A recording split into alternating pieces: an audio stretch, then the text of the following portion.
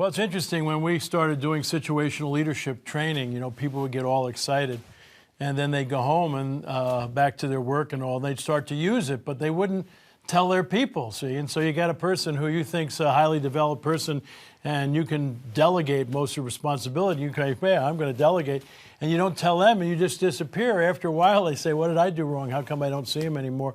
And then you got somebody who's fairly new and experienced, and you say, well, gee, they need a coaching style, and you're in their office a lot, and you don't tell them why. They say, doesn't he trust me and all? And they talk to the one you're leaving alone. He says, I haven't seen the guy in a month. No wonder he's in my office all the time.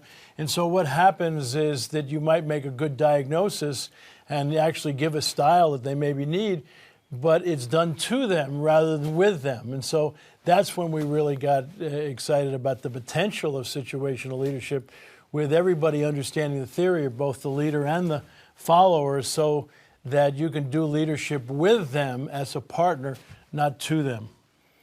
Yeah, when we look at leadership, and situational leadership specifically, we think it's about increasing the frequency and the quality of conversations that people have with their direct reports. The frequency is hard. It's hard to find more time. I mean, if you find a way to give me more time in my week, it'll be great. But we've really zeroed in on the quality. And one of the questions that we ask, and we'll ask you right now, is how useful are your conversations to the people you're talking to?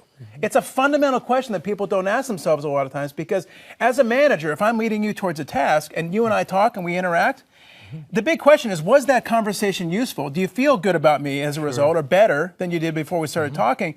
And do you have a better idea of how to do the job? Or was my conversation a pain in the neck?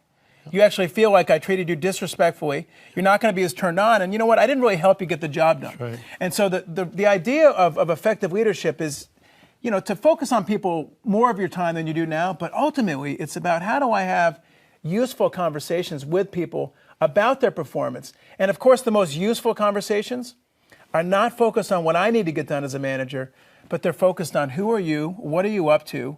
What do you need to get the job done, and how can I serve you to get your job done? That's the ultimate in servant leadership, see, because, goal setting starts good performance, and the traditional hierarchy has to be in charge of it. It doesn't mean you don't involve people, but once the goals are clear, what Scott's talking about is that partnership you get from we're working together, and as the boss, I'm really working for him because I want to make sure he has everything he needs to win. And I think that's really key. We're doing it together, I'm not doing it to him. Absolutely.